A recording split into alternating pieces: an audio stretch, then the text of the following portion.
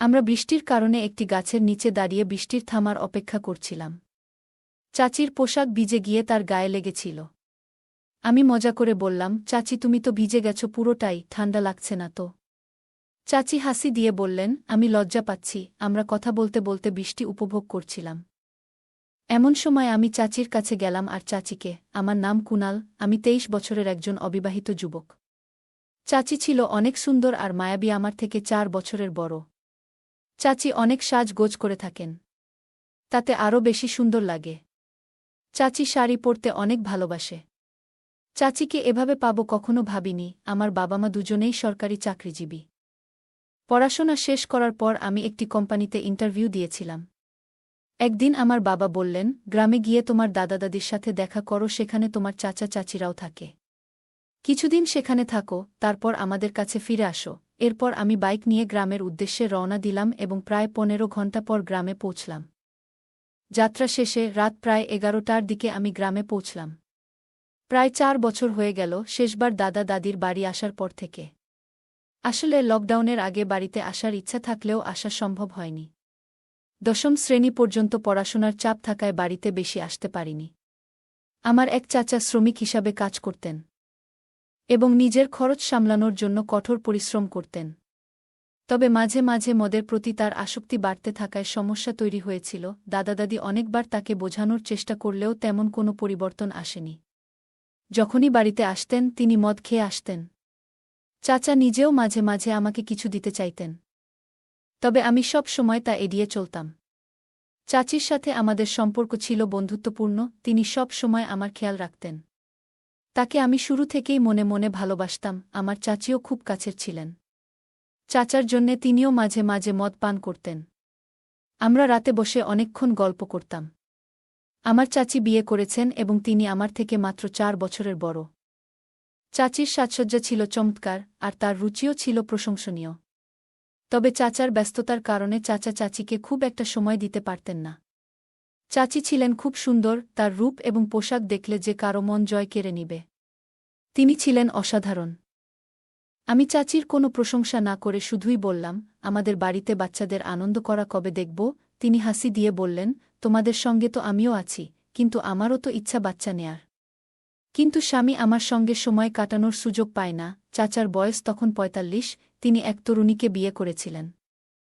কিছুদিন খুব ভালো সময় কাটালেও পরে চাচা বেশি মদ্যপানে আসক্ত হয়ে পড়লেন, এমনকি ঘুমিয়ে পড়তেন বাসায় এসে। বাকি দুনিয়ার কোনো খবর রাখতেন না। চাচি একদিন আমাকে এসব কথা বলছিলেন। তিনি জিজ্ঞেস করলেন, তোমার কি কোনো গার্লফ্রেন্ড আছে? আমি বললাম, না, কোনো গার্লফ্রেন্ড নেই। মেয়েবন্ধু আছে অনেক, কিন্তু গার্লফ্রেন্ড নাই। তখন তিনি মজা করে বললেন, তোমাকে তো বেশ ভালো দেখতে, এখনও গার্লফ্রেন্ড হলো না? আমার বিশ্বাস হয় না তো। আমি মজা করে বললাম, আচ্ছা চাচি, তুমি আমার গার্লফ্রেন্ড হয়ে যাও না। তিনি হেসে বললেন, তুমি বোকা, আমি তো তোমার চাচি। আমি আবার বললাম, আমি তো শুধু মজা করছিলাম। পরে চাচি বললেন, তোমার চাচা কি কখনো আমাকে বেড়াতে নিয়ে গেছে? বিয়ের পর থেকে আমি এই বাড়ির 4 দেয়ালের মধ্যেই আছি।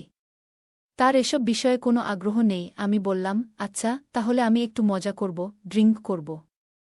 তুমি কি আমার সঙ্গে যোগ দেবে? চাচি তখন একটু হেসে বললেন, এখন দেরি হয়ে গেছে, ঘুমাতে যাওয়া উচিত। কাল কথা বলবো। অনেকদিন পর কারো সাথে কথা বলে ভালো লাগলো। তুমি সত্যি অনেক ভালো মানুষ। আমি যখন সবাই আমাকে এমনভাবে দেখছিল যেন আমি একজন ভিন্ন অঞ্চলের মানুষ, এবং সবাই খুব আন্তরিকভাবে আমাকে আপ্যায়ন করছিল। চাচি হাসি মুখে এসে বললেন, আমি বাইরে থেকে কিছু খাবার নিয়ে এসেছি। দাদা দাদি ঘুমিয়ে পড়ার পর আমি যে ঘরে ছিলাম সেখানে চলে আসলাম। চাচি আমার ঘরে এসে বসলেন। আমি আগে থেকেই কিছু ড্রিঙ্কস প্রস্তুতি নিয়ে রেখেছিলাম। চাচি বললেন, তোমার চাচা সবসময় আমাকে একটু দেশীয় পানীয় খেতে দিতেন, তবে এটা বেশ আলাদা। আমি বললাম, এই পানীয় পান করার পর কারো সামনে গেলেও কোনো গন্ধ থাকবে না। কেউ বুঝতেই পারবে না যে তুমি ড্রিঙ্কস করছ।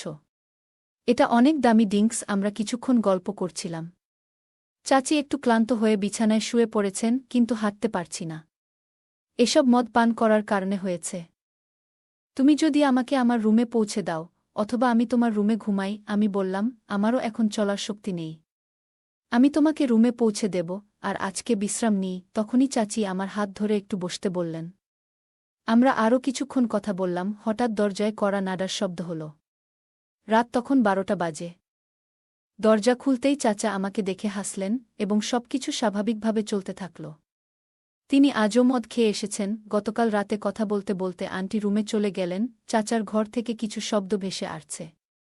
আর আমি ভাবছিলাম যে হয়তো ওদের মধ্যে কোনো ঝামেলা হয়েছে। কিছুক্ষণ পর চাচি বাইরে এসে আমার কাছে এসে বললেন, তোমার চাচা এখন শুধু ঘুমানোর জন্যই বাসায় আসে, আমাকে তেমন একটা সময় দেয় না।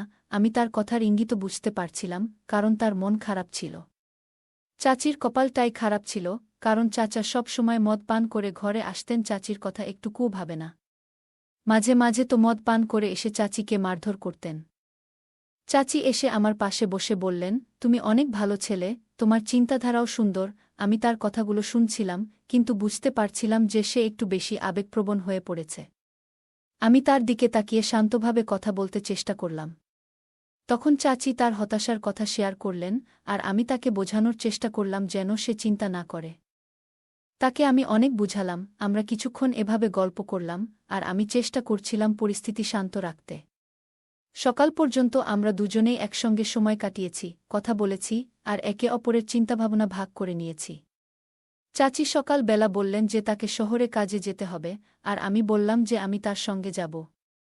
চাচা যখন যাচ্ছিলেন তখন আমাকেও সাথে নিয়ে যেতে বললেন, আর আমি তাকে বললাম যে সব ঠিক আছে। সেই রাতে চাচিকে বোঝাতে পেরে আমার নিজেরও ভালো লাগছিল। তাকে মনে মনে অনেক ভালোবেসে ফেলেছিলাম। তার কপালটাই খারাপ ছিল, কারণ এত সুন্দর আর ভালো মেয়ে এই রকম একটা জামাই পেয়েছে। তার জন্যে আমার অনেক মায়া হতো। আমরা বৃষ্টির কারণে একটি গাছের নিচে দাঁড়িয়ে বৃষ্টির থামার অপেক্ষা করছিলাম। চাচির পোশাক ভিজে গিয়ে তার গায়ে লেগেছিল। আমি মজা করে বললাম, চাচি তুমি তো ভিজে গেছো পুরোটাই, ঠান্ডা লাগছে না তো? চাচি হাসি দিয়ে বললেন, আমি লজ্জা পাচ্ছি। আমরা কথা বলতে বলতে বৃষ্টি উপভোগ করছিলাম। তখন আমরা বাইকে উঠলাম, আর চাচি আমার কোমর ধরে শক্ত করে বসেছিলেন। দুপুর 1টা বেজে গিয়েছিল, আর আমাদের গন্তব্যে পৌঁছাতে আরও 2 ঘন্টার মতো লাগবে। কিছু দূর গিয়ে আমরা একটা দোকান দেখলাম, সেখানে একটু বিশ্রাম নিয়ে কিছু খাবার কিনলাম। পরে আবার রওনা হলাম। কিছুক্ষণ পর আবার বৃষ্টি শুরু হলে আমরা একটি ছাউনি খুঁজে সেখানে দাঁড়ালাম। বৃষ্টির আওয়াজের মাঝে আমরা গল্প করতে করতে সময় কাটাচ্ছিলাম। বাইকে চড়া ও বৃষ্টি উপভোগ করতে করতে দিনটা অনেক সুন্দর কেটেছিল।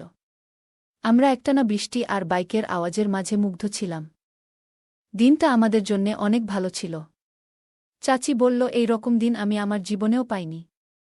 যদিও ভিজে যাওয়ার কারণে একটু অস্বস্তি হচ্ছিল, তবুও আমরা দুজনেই বৃষ্টির সৌন্দর্য উপভোগ করতে শুরু করেছিলাম। চাচি একদিন মজা করে বলছিলেন, আমি সারা জীবন এমন একজন মানুষের স্বপ্ন দেখেছি যে আমাকে সত্যিই বুঝতে পারে।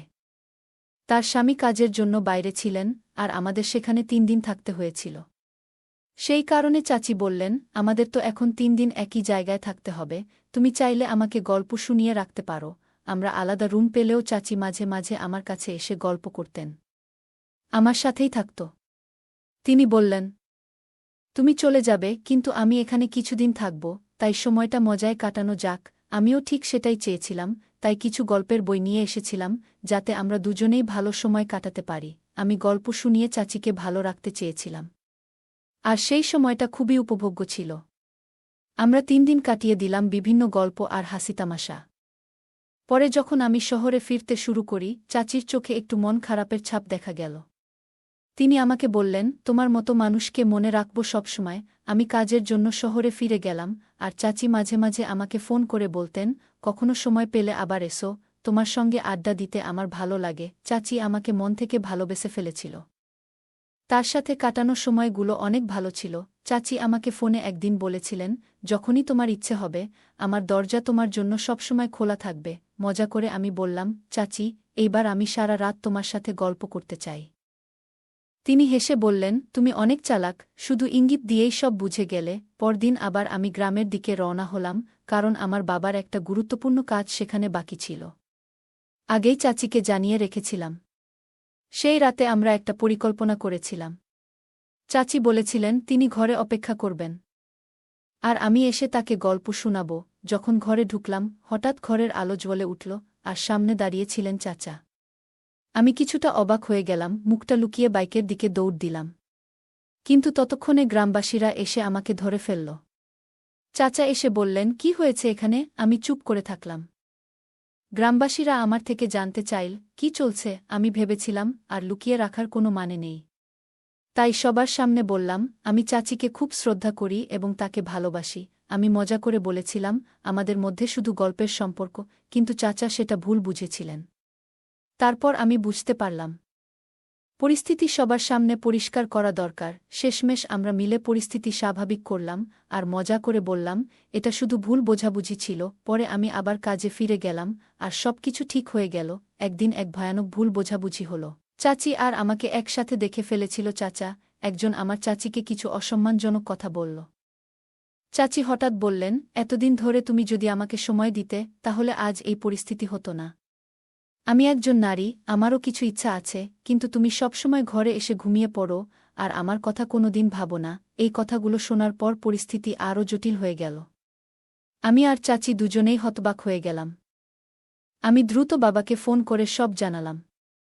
বাবা বললেন, এই পরিস্থিতির সমাধান দরকার। কোনোভাবে এটাকে ঠিক করতে হবে। এরপর চাচা বললেন, আমার আর এই ব্যাপারে কোনো সহ্যশক্তি নেই। আমাদের সম্পর্ক এখানে শেষ। চাচা আর চায়ের সাথে কোনো সম্পর্ক রাখবে না। সবার চোখে জল এলো আর কাঁদতে কাঁদতে আমরা সেখান থেকে চলে এলাম। সেই মুহূর্তে বুঝতে পারছিলাম না কি করব। পরিস্থিতি এতটাই জটিল হয়ে গিয়েছিল যে কিছু বুঝে ওঠা সম্ভব হচ্ছিল না। আমার আর চাচির মানসিক চাপের কারণে ভেঙে পড়েছিলাম।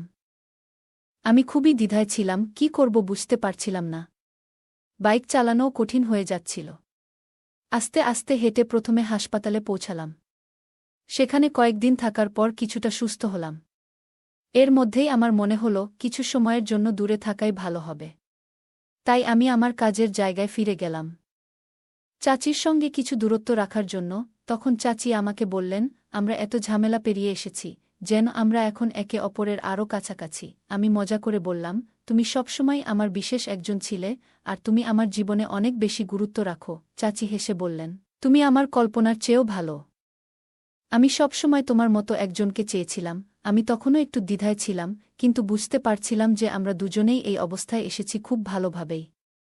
আমি বললাম, এখন আমরা যা পেয়েছি তা হারানোর থেকে অনেক বেশি মূল্যবান। আমি নিশ্চিত তোমাকে কখনো একা ছেড়ে যাব না। আমরা দুজনেই তখন অনেক কথা বললাম, হাসলাম এবং ভবিষ্যৎ নিয়ে নতুনভাবে ভাবতে শুরু করলাম। আমরা বিয়ে করে ফেলি। মাকে ফোন করে বুঝিয়ে বললাম, মা, আমি সত্যি একটা বড় ভুল করেছি, আমাকে ক্ষমা করে দিও। তুমি জানো, আমি এর আগে এমন ভুল কখনো করিনি। এবার আমি বিয়ে করেছি, আমাদের সম্পর্কটাকে মেনে নাও। প্রথমে মা আমাকে কিছু কথা শোনালেন। তারপর আবেগে ভেঙে পড়ে বললেন, তোমার বাবার সাথে কথা বলবো, যদি উনি রাজি হন তবে তুমিও ঘরে ফিরতে পারবে। আমি একবার তোমার বাবার সাথে কথা বলে দেখি, তবে সে হয়তো রাজি হবে না। বাবা রাজি হননি। তারপর আমরা অনেক দূরে বাসা ভাড়া নিয়ে থাকতে শুরু করি। কিছুদিন চাচি অনেক মন খারাপ করে থাকত, কিন্তু সময়ের সাথে সাথে আমার ভালোবাসায় সে স্বাভাবিক হয়ে গেছে। সে এখন আমার সাথে থেকে অনেক খুশি।